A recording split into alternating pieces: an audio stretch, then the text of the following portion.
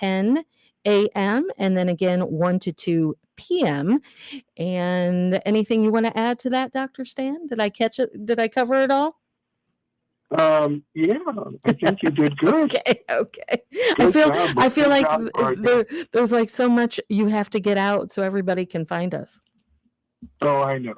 Yes. You know what? You could tell them that if they want to go to usradionetwork.com, they can hear all of our stations right there. There you go, everybody. You heard it from Dr. Stan, US Radio Network, and we're there and easy to find. So, Dr. Stan, I'm going to share a little bit about you before we get into your book and your co-authors. So, Dr. Stan, during his 60-year career, has become an authority on sales and marketing business development issues. His presentations have made him much in demand as a speaker and seminar leader. He has taught business development topics at numerous universities across the U.S. and has conducted over 500 sales and management seminars. Some of Dr. Fine's credentials in corporate America are currently Dr. Fine serves as co-host and creator of It's Your Business radio show on KWRH 92.9 and simulcasting also on KXOK, and a co-host of nationwide daily radio show on My Genre Radio Network in 100 cities. He is also on daily TV on The God, Family, and Country and Real TV networks. Dr. Stan's co-author, Joseph W. Clote, is the owner of Publishing Concepts, LLC, and multimedia communications and marketing firm based here in St. Louis. His company offers a variety of products and services across multiple divisions. This includes book publishing, web mobile app development, and online marketing, as well as meetings and events, magazines, and expo production. Prior to Publishing Concepts LLC, Joe started, operated, and sold several companies in his career. So, we're going to tell you a little bit about the book, and that is How to Promote Your Business with Limited Money. It's accomplished small business owners Dr. Stan Fine and Joseph Clote have released a quick reference guide to help small businesses better market themselves, covering subjects such as sales, trade shows, and digital marketing. How to Promote Your Business with Limited Money provides general purpose how-to information that remains invaluable to small businesses in any and all industries. With contributions from business plan expert Jim Jump and PR expert Diane Carson, this guide contains a plethora of insights from small business professionals who have found success in the advice they provide. Whether you decide to reference this guide from cover to cover or use this information when you need it most, How to Promote Your Business with Limited Money can help you take action to start showing your perspective the value your business delivers. So, Dr. Stan, I'm so excited to share this with you today and, promote this amazing book you and Joe have created along with Jim and Diane. So, welcome to the show as a guest. Oh, thank you. I wanted to add to it, Missy, that if you like the book, it's $20. It's very cheap, cheaper than a business mistake. And you can go to itsyourbusinessradio.com and just click that, and the book is right there. You can just order it right from there. Itsyourbusinessradio.com. Yes. So it's not an expensive book for everything it does. And I'd be remiss, Missy, if I didn't thank Jim Jump and Diane Carson and Joe for their contributions to the book. Mm-hmm. Since we won't be going over their chapters today, we had Jim do a course that he teaches at Lindenwood on how to do a small business plan. It's a chapter in the book. He's been teaching it at college forever. Mm-hmm. And Diane has been in public relations for over 20 years, and she has one or two chapters on what is public relations. So, you can always get a hold of us on the same site as the book and then ask us to have any of those people contact you. But it's a good book, and it's worth It's worth the read. And as Missy said in the beginning, it can be a reference book. You do not have to read every chapter. Right. You could just read what you're looking for, like how to do a seminar, how to do public relations, and that may solve your need, you know? Absolutely. So it's a reference book in that context. And I thought today you would introduce the chapter, and then I would just jump in with pieces of each chapter to highlight, you know, so they can get a sense of the book today. What do you think? That sounds like a plan, because I'm sure there's somebody Okay. out there listening that is thinking about starting a business or at the very start of a business. Yeah, I would think so. Yes, Yeah. yes. So let's start with chapter 1, Dr. Stan. This is one of your favorite pieces. How to sell It is. like a pro and win. What does that entail? Well, let me go into there's a bunch of chapters on the basics of salesmanship. You know, everything from cold calling to direct mail letters to effective oral presentation to closing the sale and objection handling process. But I want to read the beginning of it, the first 2 segments called Good Rules of Engagement and Bad Rules of Engagement, because everything begins with how you sell and what your ground rules are and what's the client's or prospect's ground rules. So let me get into it this evening. I want your comments as we rip through this. Okay. All right. Let's start with Good Rules of Engagement. So I'm going to read right from the book. Far too often in the heat of the new account hunt, rules of engagement are vague, unstated, or worst of all, assumed. The results are low closing ratios, wasted resources, and sales failures. Before investing time in your company's support with any prospect, set fair rules of engagement. By definition, engagement means a commitment to something. That's what we're talking about. Okay. So when invited to compete for a prospect's business, salespeople traditionally let the prospect set the rules, right? Yep. What are those terms? Is the prospect candid and clear about what it takes to earn the business? And does he or she just want a competitive quote? That's a big one, right? You must know and understand the prospect's rules of engagement before entering the arena. Better still, develop your own rules before agreeing to compete. What is fair to you? What rules are unacceptable? Don't wing it. When setting the rules, it's unprofessional to waste your time and the support of your company team without clear, fair, and agreed upon rules of engagement. Set the rules by asking the following questions. How will you earn the prospect's upfront commitment? Don't assume you have converted this prospect into a paying client until you state the rules of engagement and the prospect agrees. If your prospect doesn't agree, the rules of engagement are not fair to you or your team. So before moving ahead, ask the prospect what it will take to earn his business or her business. Who's quoting and why? Avoid excess competition. If your prospect accepts bids from multiple salespeople, what does that say about your odds of success? All right, I won't go all the way down to the rest of it. I want to read bad rules of engagement. Right. There's the good, the bad, the ugly, okay? Bad rules. Can you just give me an apples for apples quote like everyone else? How's that sound?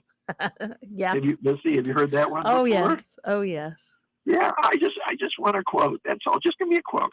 Give me some paper, throw it on the floor, step on it, then hand it to me. All right, I get it.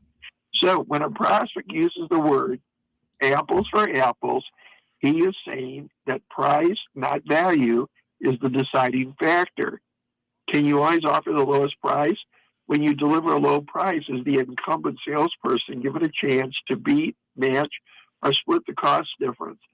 What happens when your service is superior? When prospects control competition by requiring an apples for apples quote, run for the hills.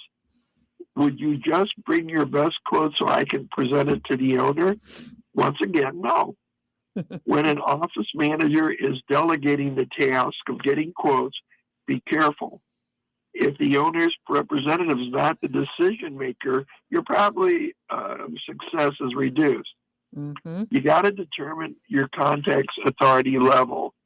Why do you need that? I just jumped ahead a few paragraphs. Yes. Prospects must be willing to share information to help you build an effective proposal.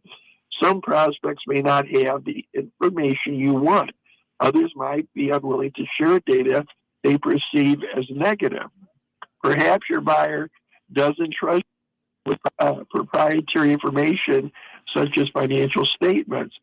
If your prospect can't give you what you need to create a professional proposal or won't provide negative or proprietary information, you're proceeding at your own risk. All right, get out of there. That's what I'm going to say. Mm-hmm. Create your own rules of engagement before meeting with a prospect and prepare responses for all the information. Okay? Yes. How does that hit you? You don't have to go long on it, Missy, but how does that hit you? I mean, I think having been in sales periodically, you do experience all these things, both on the good side, the bad side. And I would say for somebody that's in sales, that it's really important to know who you are. Also, not be afraid to walk away from a deal if it means lowering yourself to a point where it defeats the purpose of the sale for you and your prospective client, and to really know what you're offering is better than what the competition is offering and why. Yeah, exactly. And there's a lot of people that now sell over the phone. Mm-hmm. And you've got to be able to read signals that you can't even see. Correct. They're not there in the room with the prospect. Are they looking at you? Are they writing while you're talking? Are they interrupting you with phone calls? Are they being respectful of your time? Because Mm-hmm. you are using your time and your company's money to be there. Mm-hmm. So in the book, we kind of get into it. And then what we do is we move forward in the book. In the first chapter, we kind of get into some of the ground rules that are out there. Mm-hmm. And one that I taught in college is called the 80-20 rule. Yep. I'm sure you've heard of it. Oh, yes. Yeah. So it's a mathematician's formula called Pareto from Italy. And, he made the comment that 20% of what you do is going to get you 80% of what you get. Mm-hmm. So when you look at 10 calls, probably 2 of the 10 are going to be the lion's share of what's going to happen to you. Right. And 8 are just going to be no's. They're just not going to happen. Yeah. But you had to go through those to find those 2 good ones. Exactly. So I ask people, when you're in a sales meeting, usually when you have a weekly sales meeting with your company, with the other salespeople, the general manager is asking you, and probably puts it on a board, what do you think your probability of success is? Mm-hmm. And then they go further. They go, when do you think you're going to close the deal? They dig and they dig and they dig to make sure that, with the other salespeople, that they see you're trying to get a deal on time. Mm-hmm. Right? That would be So prospecting people. Yeah. I mean, or forecasting. the I'm sorry, not prospecting. Forecasting. Yeah. Do you forecast in your business, Missy?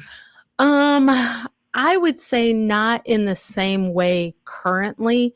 Being that I am consumer-based business, I would say my market is largely driven on marketing, not prospecting, although prospecting of a sort. I'm not going to a business currently because I will be doing that down the road. So, my approach to that is going to be different than, trying to reach new customers versus an actual business.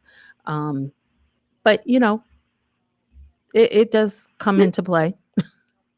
Yeah. And in the first chapter, I go into finding prospects, cold letter marketing. Mm-hmm.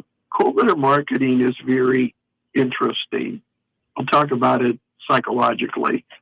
I teach people that if you're doing cold letter marketing, your letter's going to have points of agreement with the buyer. If you're trying to win a deal through letters first and phone calls second, Mm-hmm. I found through history from working with letters of all kinds, of all size organizations, that your first part of your letter is your your organization, what it is you're saying. Like, for example, don't say, this is not a sales call. And then in the next paragraph, start pitching them. Do you I know mean, how think many about emails I get that start out that way? really. Yeah, like tons of them that start Well, out. This is not a sales call, but yeah, and then they go and start selling you. right. Yeah. Yeah, and I mean, that, sadly enough, is the way. I've jumped ahead several chapters because I want to get in the other chapters. And we're not going to get everything, obviously, but we're going to get some things today that I want the audience to know about.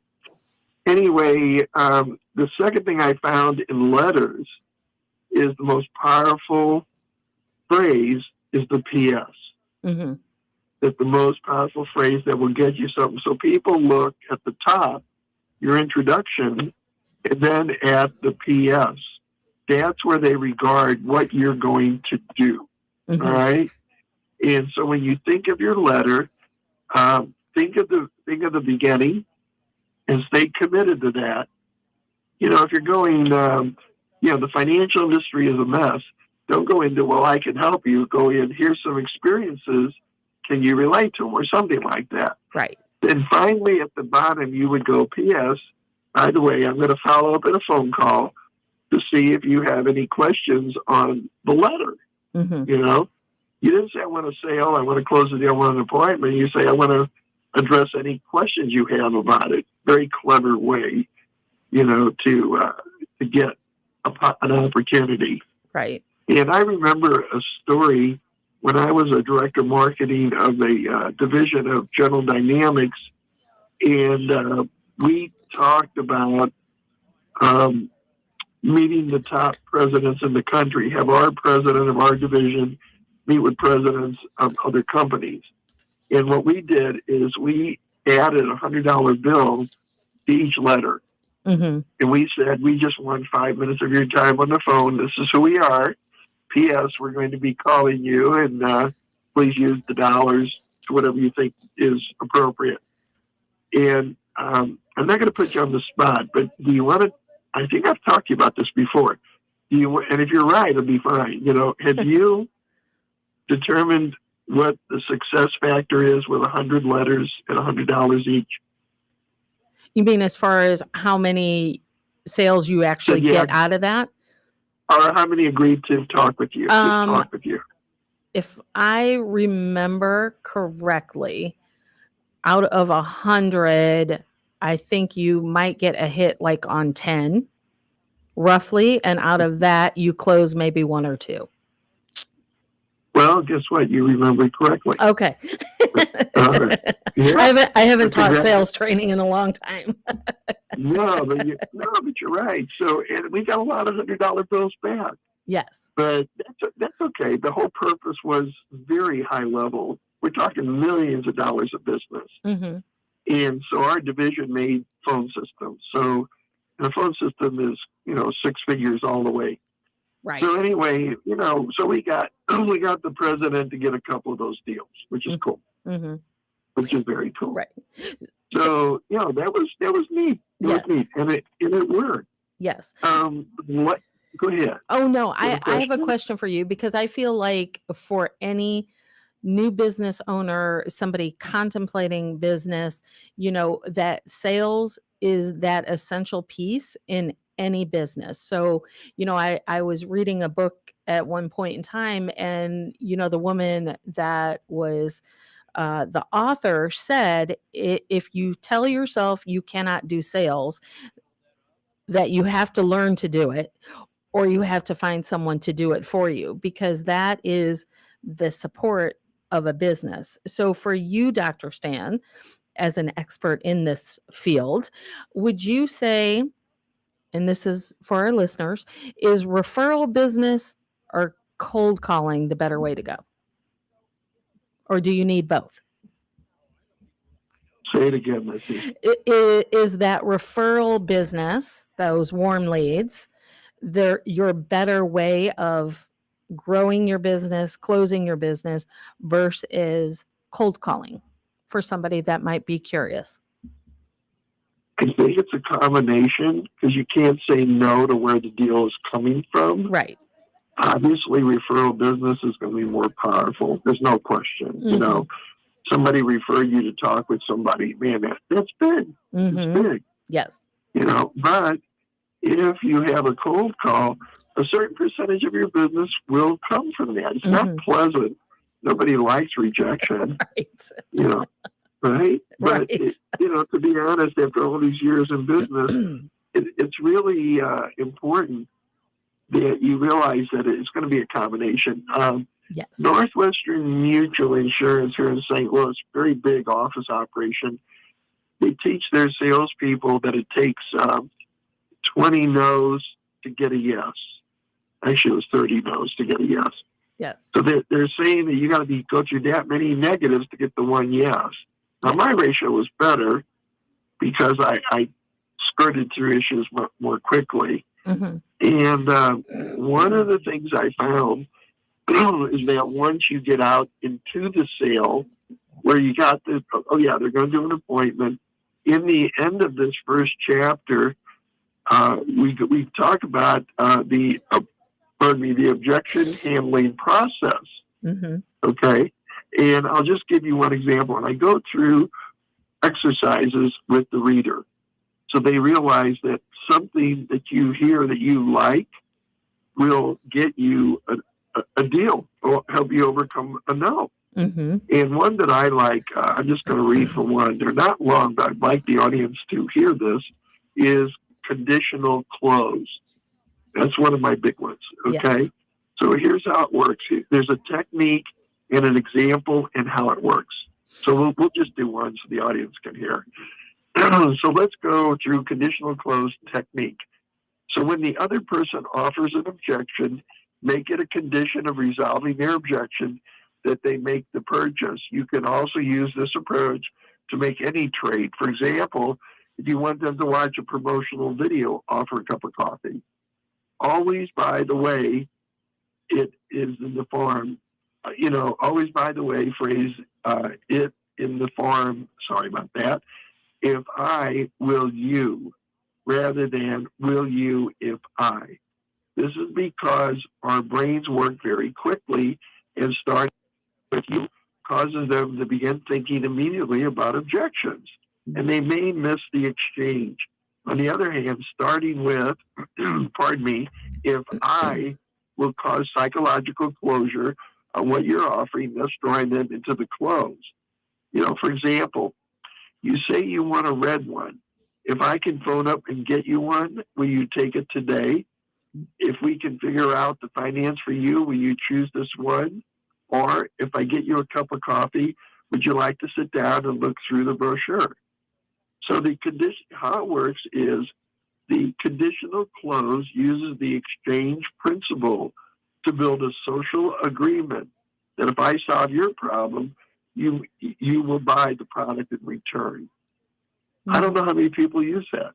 It's very clever. Mm-hmm. Somebody says, well, I can't afford it today. And then you come back and say, well, if I can show you a way to afford it today, will you consider buying it? Mm-hmm. Well, that's clever. Yes. Yes. Now, if they keep pushing, keep saying no, you probably should leave. Right. You know what I mean? And sometimes you do need to know when it's time to walk away and to follow up, because sometimes that prospect you just need to follow up on again. Okay. Yeah. Well, I agree. I got one more I wanted to share. I don't know we'll get to, like I said, the whole book, but I really want to share this. Well, I think we could probably do multiple shows on each chapter. Okay. Well, let's see how far we get. Okay. So, I'm with you. Okay. Feel, felt, found. That's a big one. That's First, the biggest one. With them. Huh? That's the biggest one. Oh, yeah. Yeah. So you say you empathize with them, explaining how you understand the way they feel. Pardon me. Tell them about somebody who felt the same way. Then tell them how that other person found that things were not so bad, and then when they did what you want the buyer to do, they found that it was actually a very good thing to do. So examples.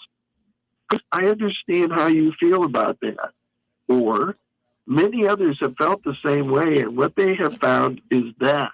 Mhm. Or I know how you feel that it looks rough. I've had a person in here yesterday who felt the same way when they first looked at it, but when they tried it on, they found that it was so comfortable. Or, I feel the same about products when I first see them. I felt the same way recently when I bought a new car. But when I took it home for the weekend, I found that everyone who saw it was so envious. It's silly, but it works. Okay. So how it works. Let's talk about why does that work, all right? Mhm. So by empathizing with them and how they feel, you are building harmony with them to create rapport. Mhm. When you talk about how somebody else felt, you move the focus to a more objective place, which will likely prompt them to trust you more. This also makes them a part of a group such that you do not feel alone. So when they are attached to that group, then you move the whole group by telling how the person in that group changed their mind. The buyer being attached to the group should experience a change of mind at the same time. Okay. Mhm. It may be a stretch, but so if you have an argument with your husband, this is terrible. I don't know why I got this. Let me take some water. Hold on.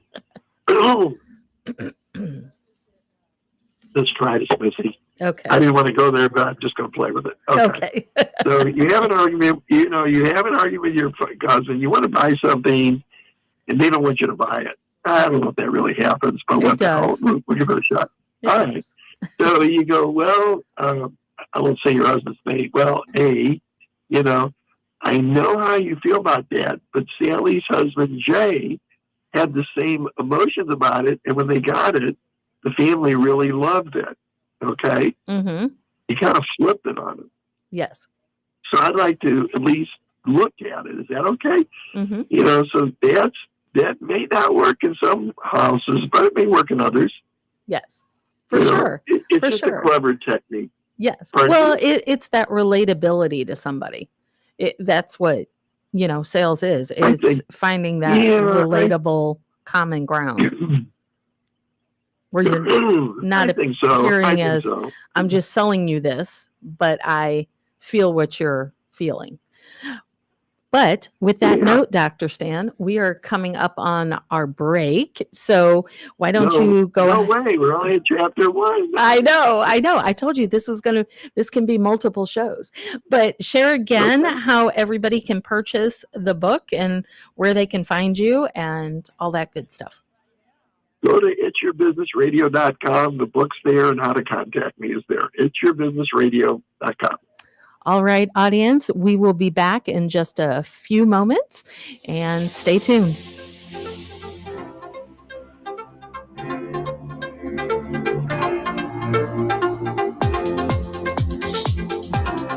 Many small businesses do not have a marketing manager. In many cases, it is the company owner that drives marketing and sales efforts with the gut instinct to survive. Even when small businesses do have a marketing manager, though, many of them are trying to navigate through the complex sales and marketing landscape with little to no success or budget. How to Promote Your Business with Limited Money is a general-purpose, how-to-business book written for business owners and marketing professionals by business owners Dr. Stan Fine and Joseph W. Klote.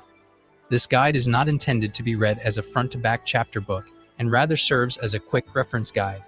Refer to this book as you need specific information and skip around as needed. Promoting your business with limited money is one challenging feat, but there are unlimited ideas you can apply to achieve objectives you pre-establish. So, put on your marketing hat and let's take action to start showing your prospects the value your business delivers. A little you need to know about Dr. Stan Fine. During his 60-year career, Dr. Fine has become an authority on sales and marketing business development issues. His presentations have made him much in demand as a speaker and seminar leader. He has taught business development topics at numerous universities across the United States and has conducted over 500 sales and management seminars.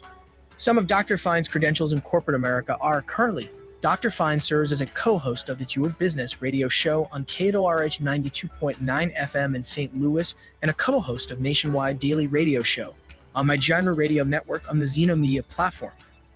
In 100 cities, he is also on a daily TV show on the valuable TV and the Real TV networks. Go and get a copy of How to Promote Your Business with Limited Money today. To purchase your copy of How to Promote Your Business with Limited Money, go to It's Your Business website at www.itsyourbusinessradio.com. If you're looking for a new informative health and lifestyle show to gain knowledge and inspiration to help guide your journey to think, work, and live more powerfully, then you need to listen to Sage Advice with Melissa. Now, whether you're trying to improve your life from a mental, physical, or spiritual journey, Sage Advice with Melissa Coleman, CEO of Sage Skincare, delivers weekly advice from industry experts to provide you with insightful suggestions to allow you to thrive with a better quality of life. Melissa's mission? To guide you through the uncharted waters of health and wellness and to give you a voice to help improve your life. So be sure to tune in to Melissa on KWRH 92.9 FM every Thursday at 10 a.m. You'll be glad you did. Hey, listeners, saying thanks to your customers is nice and polite, but expressing your gratitude in memorable and ongoing ways can boost your business. At Promo Experts LLC, we exceed our customers' expectations. For over 20 years, our product knowledge and experience has helped them with their marketing initiatives and trade show graphics. We are happy to put that experience to work for you. Quality products, great customer service, and prices are our number one priority. We work with you to find unique, creative, and new ideas that fit your image and expectations, helping you build strong relationships with your customers. When you select Promo Experts as your marketing partner, we help you to see more than the big picture. For more information about this exciting opportunity, contact Diane Carson, President, at 636-458-5241. That's 636-458-5241. Let Promo Experts help you to move your business brand beyond the bland.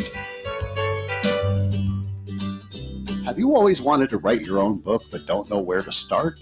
Publishing Concepts, a publishing company located right here in St. Louis, offers everything from consulting, book printing, copyrights, ISBNs and barcodes, print book layout, ebook and iBook layout, graphic design, cover design, ghostwriting, typing and editing, distribution, marketing, and more for an affordable price. Visit publishingconceptsllc.com or just Google Publishing Concepts to get started today, or call 314-781-8880. That's 314-781-8880. Publishing Concepts. We help you sell more books. In today's economy, there are more people looking to buy and sell businesses than ever before. When a company owner needs to sell their business, they can't just stick a for sale sign in the window. They need the assistance of a business broker to locate and vet potential buyers. On the other side, buyers rely on the broker to help facilitate the process of evaluating potential businesses and franchises for sale. A Transworld Business Advisor is the solution for both scenarios. Transworld Business Advisors focus on three core concepts: business brokerage, franchise consulting, and franchise development. Transworld has specialized in the sale of business and commercial real estate. Today, Transworld Business Advisors is a global network of brokers offering a turnkey solution for those that want to build a solid business and future for themselves while maintaining a balanced quality of life. With our comprehensive training program, full marketing support, and local field support, you won't have to start from scratch. Our trained experts and members will help you every step of the way. Transworld Business Advisors has 40 plus years of experience, 10,000 plus businesses sold, and 600 plus brokers, 250 offices worldwide. For a free initial consultation, call Charlie Scarlett, business broker, or Billy Rowland, business broker, at 636-400-6100. Again, that's Charlie Scarlett, business broker, or Billy Rowland, business broker, at 636-400-6100. Do you want to become a radio show host, or do you want to create a radio show? Well, Dr. Stan Fine can help you to have your own radio show and put you on 100 cities daily across the U.S. And you can immediately start recording from a live radio studio. As a radio industry veteran, Dr. Stan Fine has 12 years of experience and has produced and hosted over 1,000 radio shows with over 10 million listeners. Dr. Stan Fine knows how to make this happen for you. He's a pro, and he can turn your dreams into a reality. Dr. Stan Fine will help you with everything from learning how to promote your show, develop a host persona, interview techniques, market your show on social media, teach you how to get guests and sponsors, and more. Dr. Stan Fine can put you on the air nationwide daily to 100 cities. If you're interested in making your dream come true, if you want to see how it all works, then give Dr. Stan Fine a call at 314-710-8413. That's 314-710-8413. You've got nothing to lose, and Dr. Stan Fine can help make your nationwide radio dreams come true.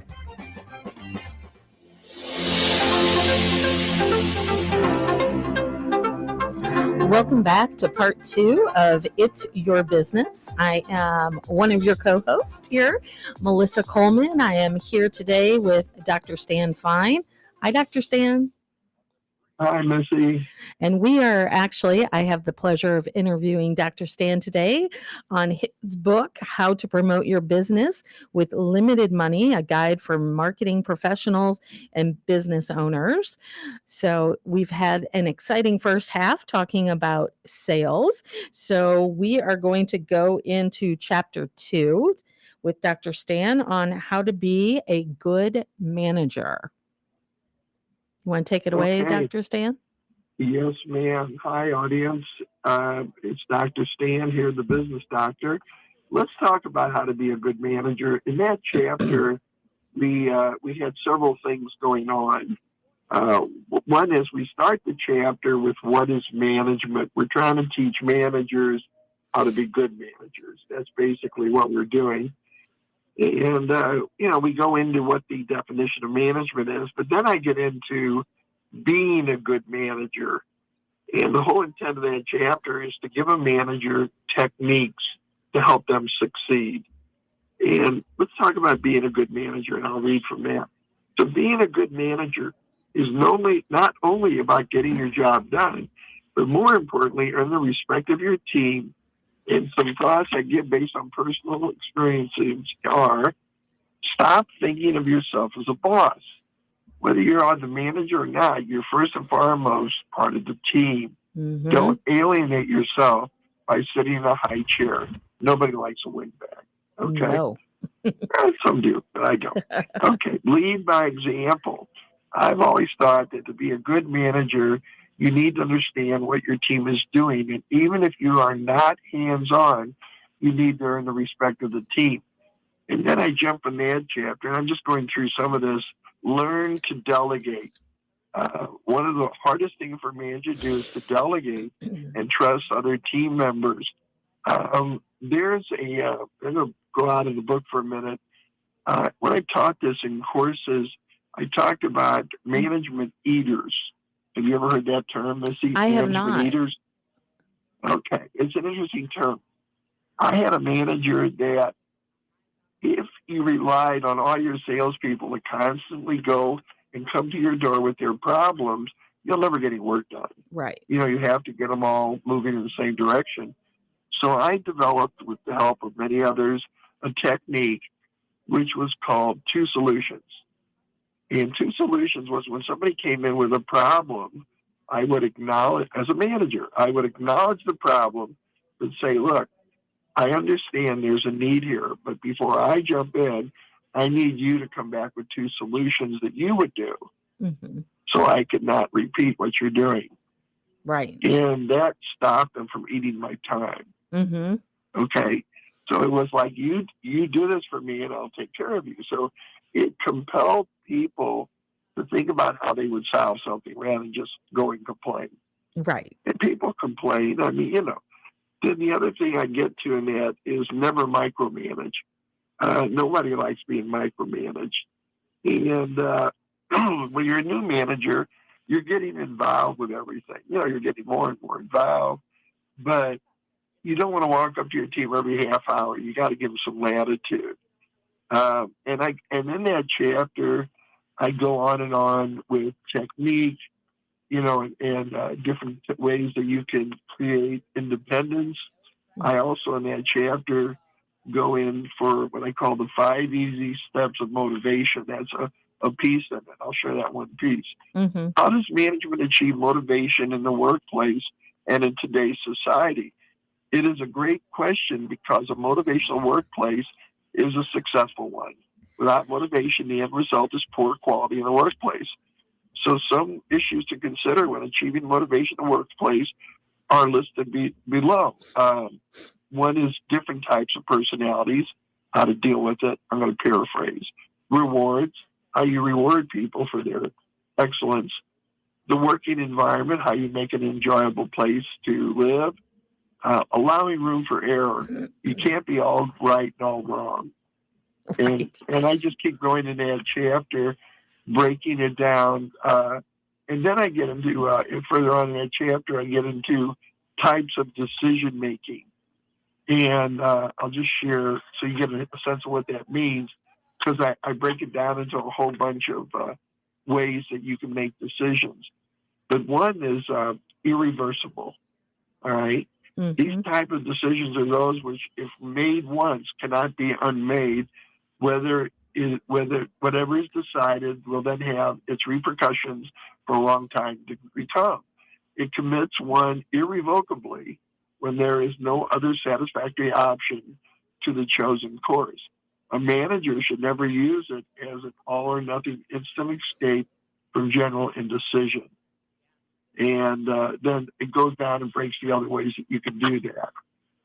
So, we're not in a dictatorship. So when you're managing, it's a democracy, Mm-hmm. And I go through all the different techniques to help people in the management tools and techniques. And that whole book is just based on sometimes just how-tos, Yes. how to manage your people, how to be independent, Mm-hmm. How to get the team going in the way you want it to go. Yes, which is So I think important. that's a good chapter. I'm Mm-hmm. sorry? That it's important as a manager to really understand Yeah. how I think you're showing up and how you want your team to show up.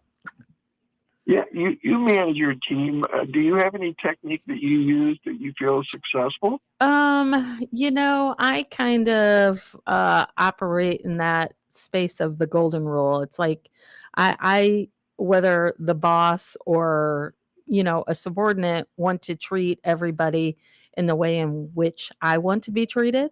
And I don't feel that just because you are, let's say, the president, that somebody below you is any less than you. And I think that's really important to remember as a boss.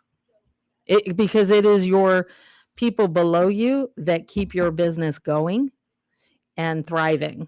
And I think as managers and owners of businesses, we need to be respectful of that and not lose sight of it.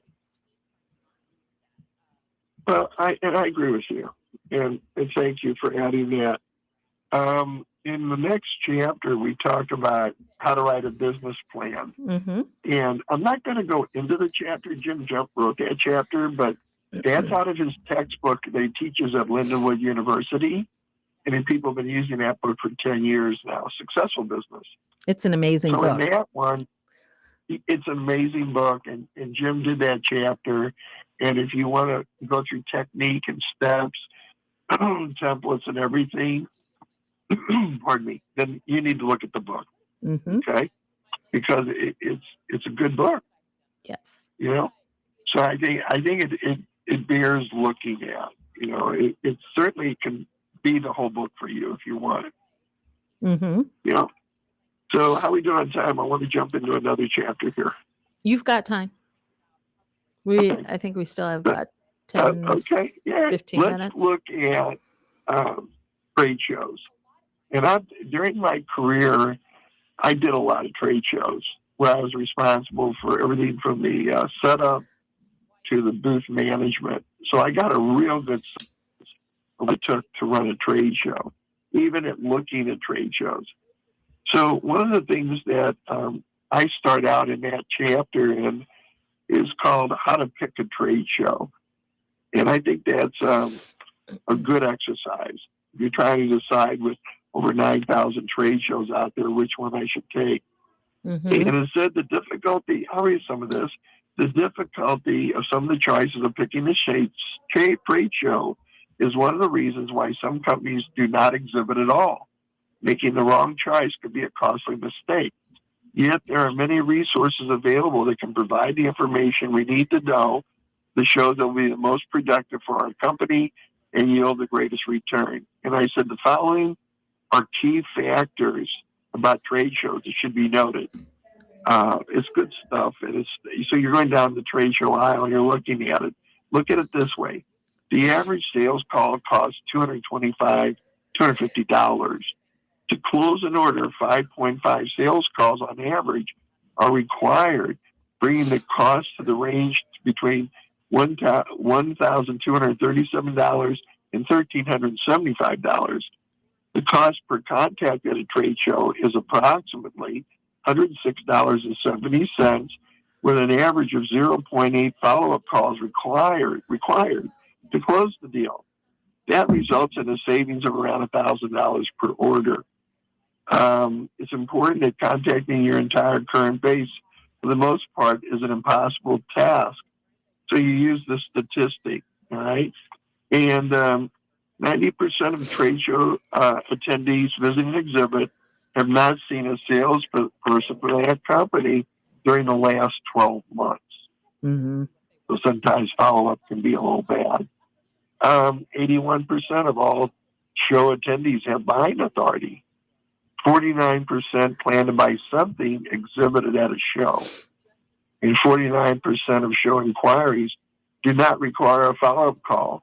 And 51% require a follow-up visit from a company represented at the show. The cost of closing a trade show lead is about 65% of the cost of closing a show within a year. 80% of trade show exhibitors never followed up on their leads. That's a big one. Yeah. And yeah, I mean, when I worked at General Dynamics, we had a pile of leads, and trade show salespeople that got the privilege of being on and doing the show booth duty, they're usually our top salespeople to get that privilege, haven't done the follow up. Mm-hmm. And so anyway, we go in with that chapter in first, how to determine what a trade show is. And then we break it down into what it takes to manage a trade show. Everything right down to lead management when you open the booth. Mm-hmm. And then we've got trade show basics, which is how to be on the floor and what kind of concepts would you use to get people to come in your line. Mm-hmm. What kind of technique would you have? I remember when I was at General Dynamics, we were at a show in Denver or somewhere, and one of the techniques was we had a football team, a champion football team, that you'd get to stand in the booth and take pictures with part of the team. Ah. So that got you in a line to want to get a signed picture. But it got us talking time with you. Mm-hmm. And then we go into all types of concepts from there. So anyway, managing a trade show is, it's a lot of time. We're barely touching the surface on this one. Yes. So that's one. And they are a lot of time, Dr. Stan. Oh, they are. They are. Yeah, it's very involved. Yes, yeah. It really is. It really is. Yeah. I mean, have you gone to trade shows, Missy, in your other companies you worked for? Oh, yes. What was your take on them? I would agree with the fact that I don't think follow-up was always good. I think for the effort that goes into preparing for a trade show and getting everything in place, depending on what kind of business you have, you have to really be strategic about whether or not that's the right avenue for you. Because it is a lot of work. It's a lot of work bringing things. It's a lot of work, being there all day. Yeah. Attending seminars, giving handouts, having a giveaway in your booth. Mm-hmm. Calling people to ask if they'll attend the show. Yes. Yes. that you're going to be there. You'd like to see them. Mm-hmm. You're giving away some prizes while they're there. Just anything you can do to draw in existing customers is a big deal. Yeah. I feel like trade That's shows are much more about branding and, making that awareness of your company oftentimes more than just, not that you don't get Yeah, sales, but it really is about, hey, here I am. This is what I do, kind of introducing yourself to everybody. Yeah, I mean, Diane Carson writes a chapter further back in the book on public relations, Mm-hmm. but we were talking about a St. Louis-based trade show, and she said it's kind of like a press the flesh, a flag-waving event. She says, I don't really look to get the sales there, Right. but I definitely look to get the exposure there. Exactly. So she's big on that. She gives away a lot of coffee cups and things. Yes. Because people come for that. Like they want to see what everybody's handing out. Oh yeah. Yeah. I mean, trade shows will do clever things like give you a lottery slip or a bingo slip, and if you get all the booths stamped, you get a special prize. So they use that to drive attendance to all the many of the attendees there. Absolutely. And people will say, "Well, be sure to stamp my card," and then you do, and they get a prize when they hand it in. Yep. Yes. Yeah, that gives people. That's just a clever way to get people to come to you. Absolutely. So we gonna get into chapter 5, how to implement a seminar successfully. Yes, I was going to start with that because I've done a lot of these. Mm-hmm. And before I do the, when you do it, let's first talk about what it is. It says, in the book when you start, I'm assuming you want to make some comments. That's why I'm going to create some space here for you. Okay. Everyone at some time or another wants to host a seminar to grow their business. Mm-hmm. Here's some reasons why people go through the pain expense to produce seminars: to create awareness of your company, to differentiate. It's much longer now. I'm going short. To differentiate your company from your competition by putting out a value service or knowledge, or get the speaker or something. Mm-hmm. To provide professionals, including current and prospective customers, with educational forums. To position your company as a resource that provides information on current issues. And I go into, from that, well, let me ask you something. Have you put on seminars yourself or gone to them? Which one? Both. I've helped in creating a seminar as well as attending. What was your experience when you held a seminar?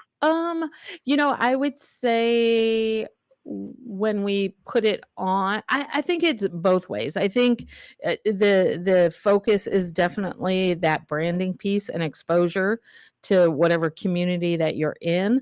I think they can be highly informative.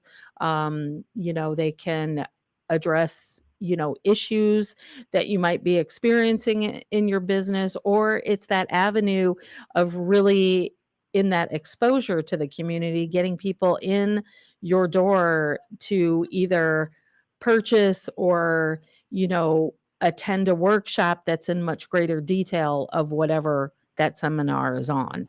So I think there's a lot of avenues and direction you can go with a seminar. Exactly. Mm-hmm. I put in the book a budget for a seminar, and I came up with a budget from your graphics all the way to the staying at a hotel, assuming it's not in your city. Mm-hmm. And it was about $11,150 for the estimated cost Mm-hmm. of putting a seminar on, getting everything that you need to get. And that cost could vary on what you're doing, but if you really want to do, I've done a lot of professional seminars at Webster University and other places, and when I was working at General Dynamics, and that's not far off from some of the costs. Not at all. You can be really sharp and do some creative things, but that's a safe number. Mm-hmm. I would agree. So my son does a lot of seminars for his company, but they're a $300 million company, and this number is low for what they do. Mm-hmm. and they've got a lot of shirts they give away and stuff, and just it's the big leagues. They just do it differently. Yes. I had done a lot of educational seminars for Inc. magazine in my career, and I want to read the couple of the comments on it. Okay. And I I just said want I to let you began- know, Dr. Stan, since you're not here in the station, we're on our 3-minute mark. Okay, Yes. maybe we should wrap it up here because this is a big chapter. I know it's a big chapter, and I am excited that we'll get to have you back talking more about the chapters, because I think chapter 6 is also huge. Especially, Oh, yeah. yeah, that's a big one. I was hoping we'd get to that. Okay, well, what is chapter 6, Missy? Which one That is- is promoting your business with limited money, what the book is all about. That's a big one with That- about 50 different tips there. Exactly. I think on the next interview, we should get that one scheduled. We'll get one scheduled. Yes, you should come back that's a and big one. talk more about this. So, yes. Yeah, we'll do seminars, and then we'll do promoting your business, which is really meaty. I mean, that could be a show. Mm-hmm. Absolutely. Absolutely. Okay, So, we'll Dr. do- Stan, share with everybody where they can get the book and how they can reach you, because you do so much with helping people get into radio business as well. So, Thank you. share Well, you away. get me. Thank you, Missy. Thank you for letting me share this book. You can get to me at 314-710-8413. That's 314-710-8413.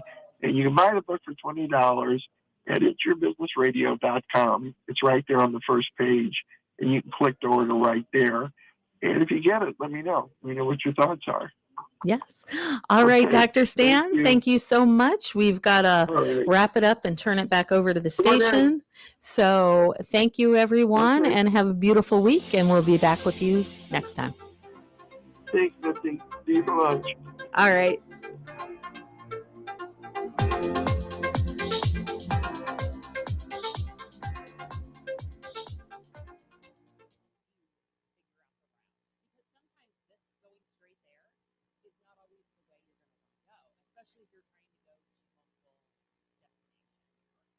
But one big thing that I really